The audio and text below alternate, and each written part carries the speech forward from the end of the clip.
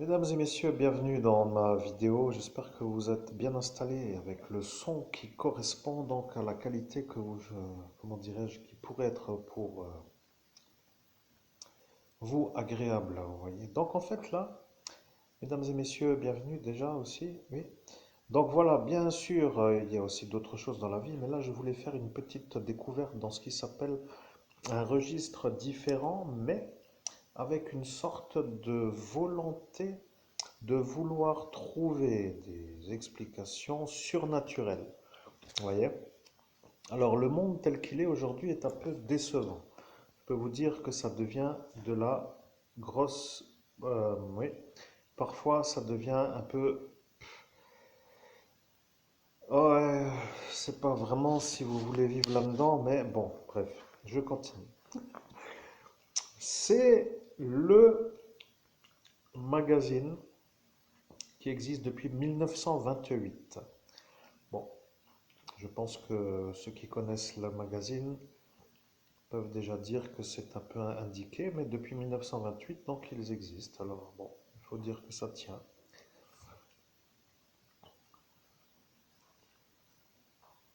Ça tient.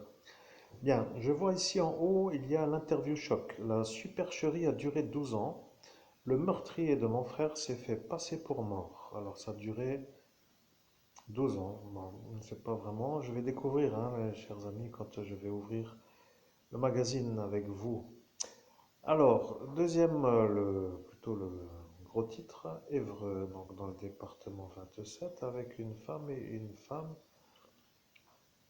Sa rivale amoureuse finit étranglée et brûlée. Elle m'a volé ma vie, je voulais la supprimer.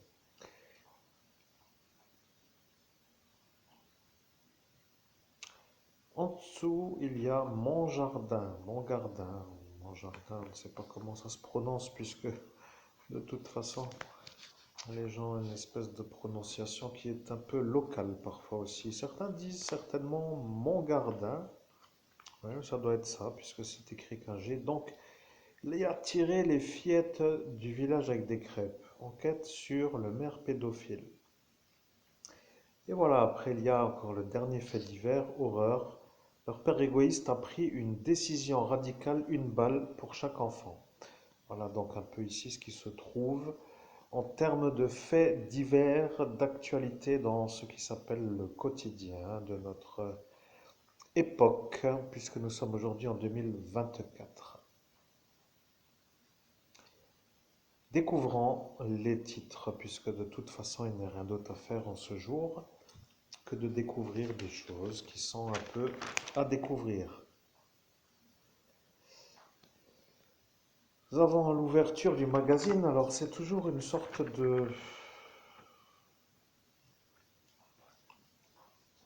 d'énigme parfois. Non, tu descends ou tu montes pas là-dessus, tu choisis. Si tu veux rester là, tu peux. Tu ne descends pas plus loin. Non, comme ça, oui. Faire attention à ne pas me faire trop... Bon, bref. Voilà, nous avons Pascaline coiffeuse abattue par son ex-conjoint. Bon, ça a l'air assez glauque, mais bon, je ne sais pas comment ça s'est passé. Je défile juste d'une page à l'autre pour voir ce qui s'y trouve.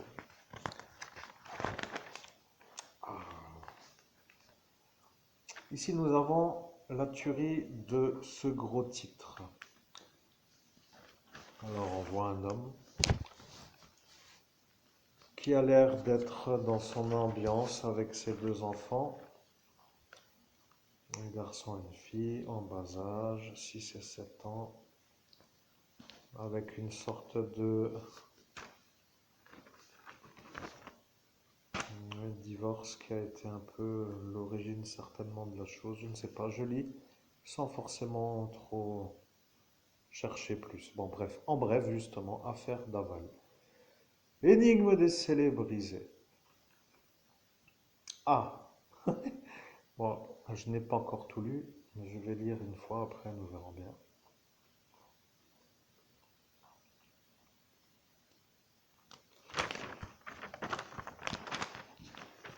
Après, nous avons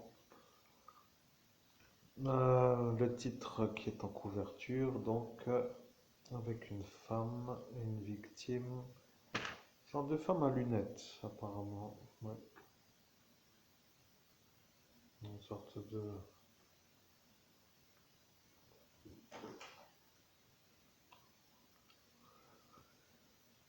Je ne sais pas. Je lirai, je lirai. Après, nous avons donc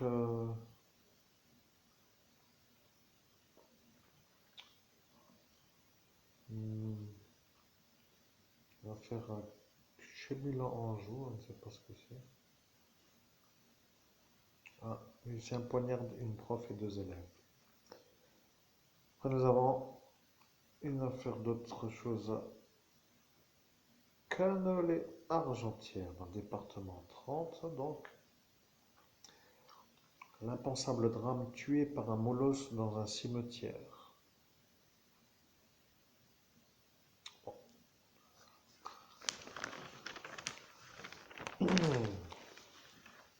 Ici, nous avons une affaire autre. Splendide villa et ses fantômes damnés. Aux États-Unis, à Long Beach. Bon, splendide villa. Je continue, on verra après. Lina, son petit ami Tao, reprend la parole. Bon, les affaires en bref, vous voyez, il y a des choses qui se rajoutent au fur et à mesure. Donc après, sur des affaires bien sûr longues. Hein. Donc conjoint meurtrier, une loi de bon sens.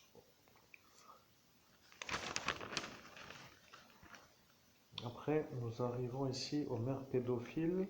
On ne se méfiait pas de lui, c'était le maire. Jean-Marc Aurouz. On ne sait pas. Eh bien, je continue, on verra bien. En Angleterre, il y a maintenant cette affaire.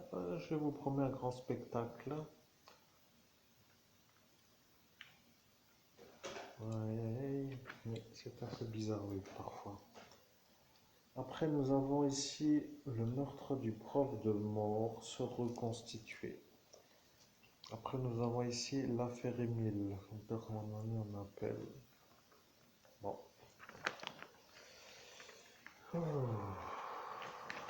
Je suis en fait en train de faire de l'équilibrage en même temps que je tourne les pages. J'ai ma féline qui se trouve sur ma cuisse. Donc, je dois faire attention à ne pas faire tomber ni la féline, ni le magazine, ni l'enregistreur de ce que vous entendez. Vous voyez? Donc, je continue. Meurtre de Rose à Rambervillers. Gabriel, 15 ans.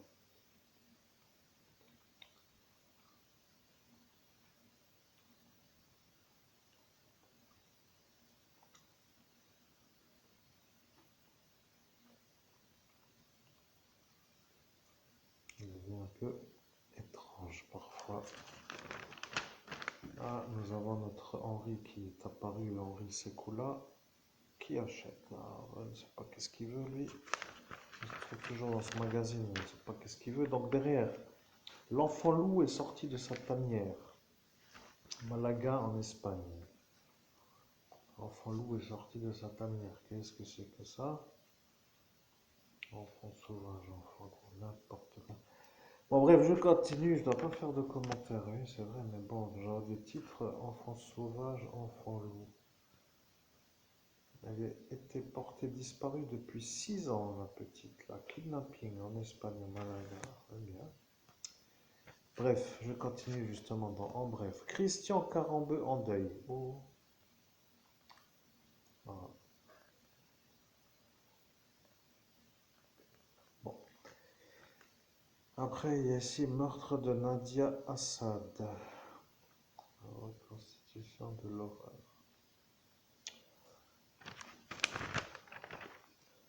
Après, nous avons ici à Lille les petits colis de Dodo la Saumure. Ouais.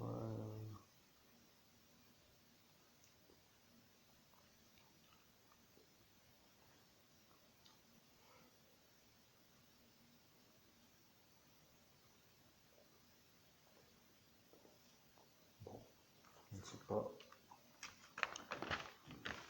Après, ici, le meurtrier de mon frère s'est fait passer pour mort à Paris.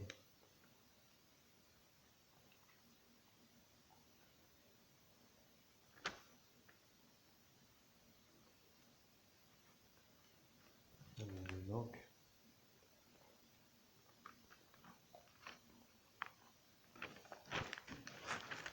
après, un Soma en Suisse. Un fou furieux sur son chemin de footing.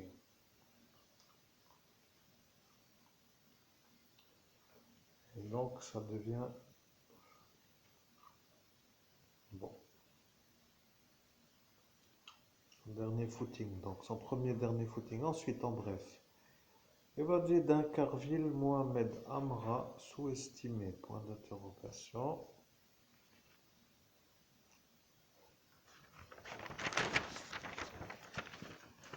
Après, affaire Gaillancourt, pédophilie. Le pédophile démasqué par l'intelligence artificielle. Et donc, 9000 fichiers à caractère sexuel en 3660 photos, 995 vidéos. Voilà. Bien, bon, on n'a rien d'autre à rajouter. Après, il y a la dernière page où il y a toujours des affaires un peu qui réconfortent, vous voyez. Un drôle de bracelet pour son chien.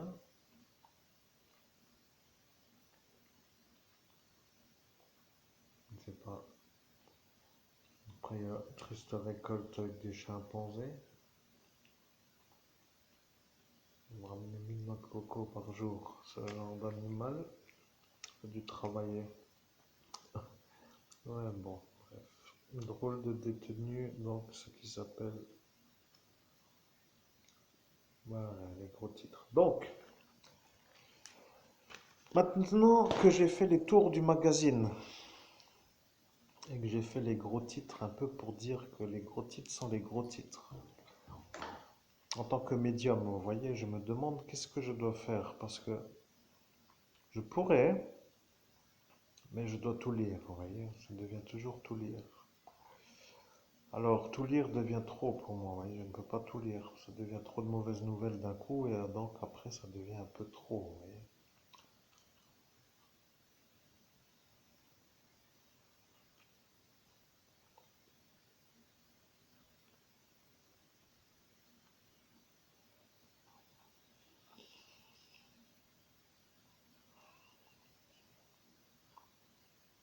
Bien. Maintenant, mon don de médium se met en route, vous voyez.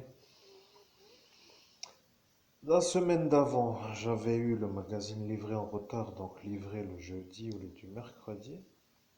On ne peut donc pas travailler dessus parce qu'on ne sait pas pourquoi. Vous voyez, le magazine vient le jour qui n'est pas le jour de l'archange Michael. Pour moi, c'est assez important.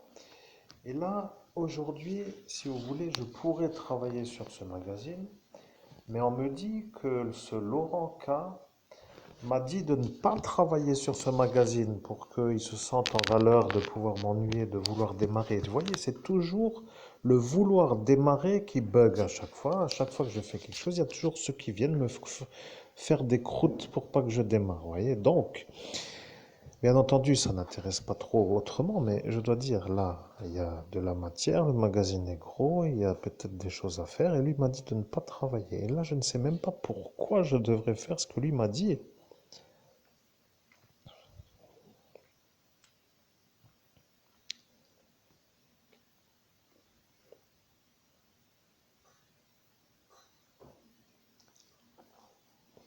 Bien, maintenant, j'ai compris. Il a dit que je ne devais pas travailler sur ce magazine et le DEMS lui a donc donné un pouvoir de me détruire si je travaille sur ce magazine. Alors, vous voyez, ça devient toujours la logique illogique. La volonté y est, l'inclinaison vers la manière de démarrer la médiumnité aussi. Et maintenant, j'apprends un problème qui émerge pour dire que je suis motivé pour démarrer, pour faire, et je ne peux pas. Parce que celui-là lui a fait faire un genre de traité pour qu'il me détruise à moi si je commence sur ce magazine-là. Alors, vous comprenez, ça devient toujours pour moi le non-démarrage. Et bien sûr, ça c'est bon pour voler, vous voyez. J'adore ça, vous voyez. Alors, je ne sais pas qu'est-ce qu'ils ont contre moi, tous ceux... Je ne sais même plus comment les mettre dans quelle case, mais ça devient pénible, vous comprenez. Alors, je ne sais pas, qu'est-ce que j'en ai à faire après tout de ce qu'il a dit, ni de ce que lui veut. Est-ce qu'il a fait le traité avant que je soit ordonné ou pas? Je me pose la question, je dois réfléchir.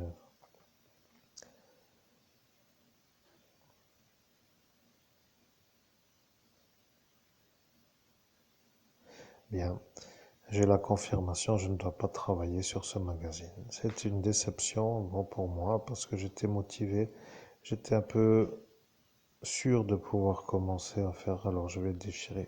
Pour ne pas avoir la tentation de faire le démarrage le jour suivant, parce qu'ils sont capables de me jeter une magie noire, vous voyez, pour me faire passer moi pour celui, voilà, terminé, pour celui qui ne se rappelle plus le jour d'après. Alors là, j'ai déjà le magazine, vous voyez, et maintenant c'est de nouveau le magazine arrivé le mercredi, qui pourrait être utilisé maintenant pour dire faire une genre de quête, de médiumnité, de travail, eh bien je ne peux pas parce que celui-là a vu mon futur et il a décidé, dans un sûrement un beau caprice, vous voyez, ce genre de capricieux d'un coup commence à se sentir, bon je ne sais pas comment dire, mais c'est toujours ça, vous voyez, donc je ne peux pas parce qu'ils ont décidé de me faire l'ennui avec ce numéro. Alors, le numéro de la semaine dernière, je vais aussi finir par le déchirer parce qu'il est arrivé le jeudi. Et oui, ça ne va pas. Et il y a peut-être quelque chose à faire ou pas là-dedans, mais bon, bref. Je m'en fous, maintenant, ouais. Il me dit que ceux-là ne veulent pas que je réussisse ma vie et ils sont les croûtes. Voilà. Alors, je ne sais pas comment faire pour déblayer, vous voyez. Alors, bon, ça ne sert plus vraiment à demander, mais je dois dire quand même que ça devient un peu long pour la mise en route de ma mise en route de la réussite, je ne sais pas. C'est des phénomènes anormaux qui gravitent autour de mon existence pour me faire des ennuis qui n'en finissent pas. Alors, ennuis qui n'en finissent pas, eh bien, ça devient un peu trop, vous voyez. Bien sûr que la médiumnité c'est fun puisque, ah oui, si je le dis, celui-là, l'alphabet va recommencer à disjoncter. D'ailleurs, sa tête de malade mental est apparue sur un bulletin électoral. Il faudra que je vérifie qu'est-ce qu'il a à geindre. Ah, avec sa manière de faire comme une tête d'homme qui finit sa cuvette. Bon, je ne sais pas comment finir, vous voyez, avec cette histoire, ça devient ma vie. Ouais, my life is my life, et cela sont autour à me faire l'ennui longue durée, vous voyez.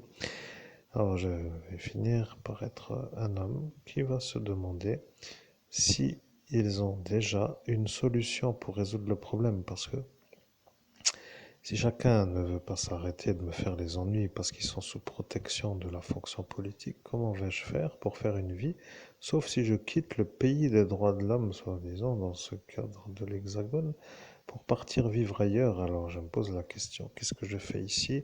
Pourquoi ceux-là ne veulent pas s'arrêter? Et combien de temps je vais rester à marcher à pied, en fait, avec une voiture qui n'existe pas?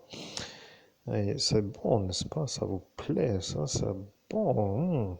Peut-être un jour, je serai capable de vous foutre dans ce nouveau Detective Magazine, ouais, pour dire que vous êtes déjà bien admissible avec la manière d'être malade, mais de me demander comment faire. Bon, la question était comment vivre pour faire court. Comment faire pour vivre sans être ennuyé par des fous? Voilà la question.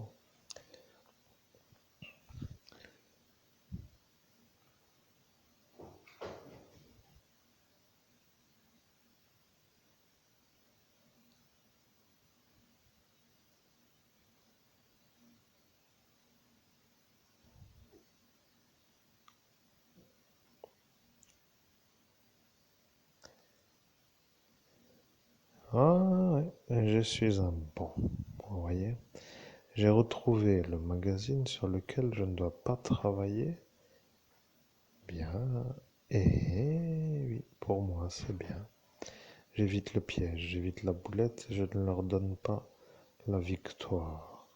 Maintenant, eh bien, mesdames et messieurs, je vous dis à toutes et à tous une belle soirée. La vie de médium, c'est parfois un peu, pas toujours simple, vous comprenez. Certains sont sollicités par des individus et ne se posent pas trop de questions, vous voyez. Ils ont une bonne découverte sur une affaire qui les met en valeur, et puis après, ils viennent, et puis tout roule, comme on dit, vous voyez, tout fonctionne. Et voilà, comme moi, je patine avec des fous.